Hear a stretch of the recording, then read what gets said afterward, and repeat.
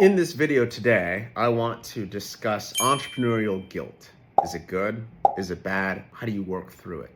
This topic came up when I was talking to one of my good friends, one of my dear friends. He's an entrepreneur as well, runs a very successful couple dental practices and has an AI company that helps with receptionists. And I was talking to him about vacations. Both of us were talking about vacations. And the other day, we both went on a lot of vacations and we're just like, oh man, it's definitely a first world problem to have. And it's not exactly something that you can complain to your team members. Like, oh, I have so many vacations. It's so terrible. But what we acknowledged was that we actually enjoy the work. We enjoy entrepreneurship. And so the vacations at times, they cause self-inflicted brain damage.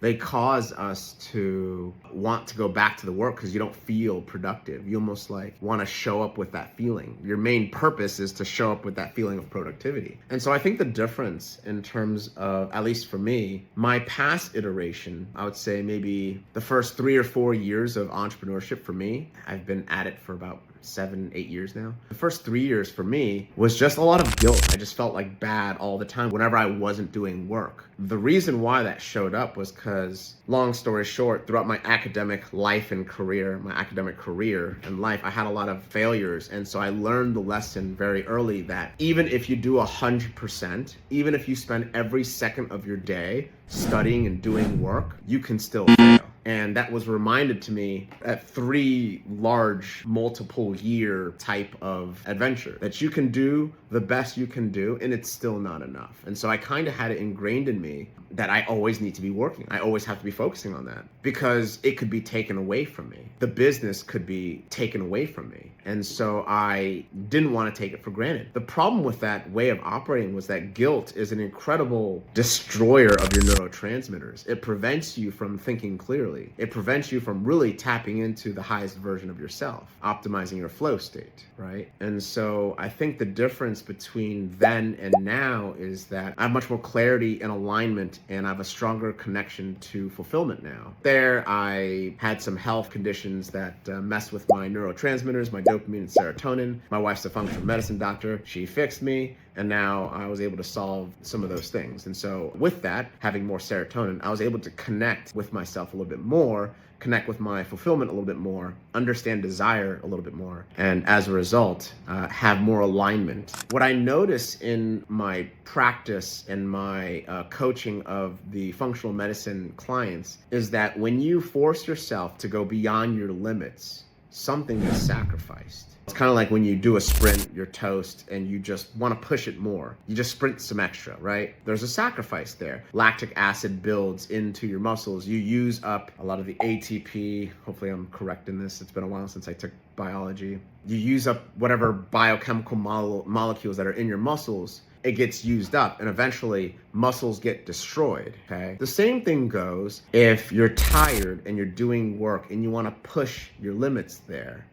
Something gets sacrificed. What we notice that gets sacrificed a lot is your adrenals. The things that create epinephrine, norepinephrine, things that release cortisol. Makes sense too. You're almost inducing yourself to have more adrenaline to get the job done. You're creating some sort of narrative in your mind to push through and push past the limits. Well, when you keep doing that, you start to notice adrenal insufficiency. You start to notice issues with your liver. Things like sleep issues start to come up. You get triggered, you get burnt out. And so this is not going to be a discussion about the health side of things, but I would like it to be a reflection on, when you do have the alignment, when you do have the clarity, you don't destroy yourself as much. You do what you want to do. And so I would say that in my discussion with one of my friends of man, it's this very, very first world problem of going on vacation and us wanting to do the work. It's okay to do the work, especially if you like it, right? But I think where it's damaging is if you don't have self-awareness around it, if you don't have clarity around it, if you're just operating off of guilt or off of fear and anxiety, and you're using that as a motivation to get things done, that in itself is not sustainable. You won't see it show up until late 30s, early 40s, mid 40s, And so you keep working until something breaks. And when that thing breaks, now you're on the back end. Now you're like really trying to catch up. Now you start to ignore your health signals and you start to tolerate these things. So something to consider. Try to really listen to yourself. Try to really understand and have clarity on why you're doing the things that you're doing. That if you're choosing not to do the work, that you actually internally feel okay about it. You feel that pang of guilt, you process it, you let it go. There's no physical manifestation of it. There's no mental and emotional manifestation of it. It doesn't linger inside of you. You can release it. I think that's kind of like a sign and something that shows that you have a healthy relationship with your guilt, or you have a healthy relationship in entrepreneurship. It's not just like I have to do all the time. Because I can tell you, especially measuring these things in high-level people on a regular basis, it definitely shows up on the test. There's a good book called The Body Keeps the Score. The body remembers.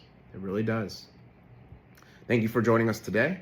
I hope you enjoyed the reflection and the discussion we had today. And please give me your thoughts on your relationship with how you process the entrepreneurial journey. Best of luck. Take care. Bye-bye.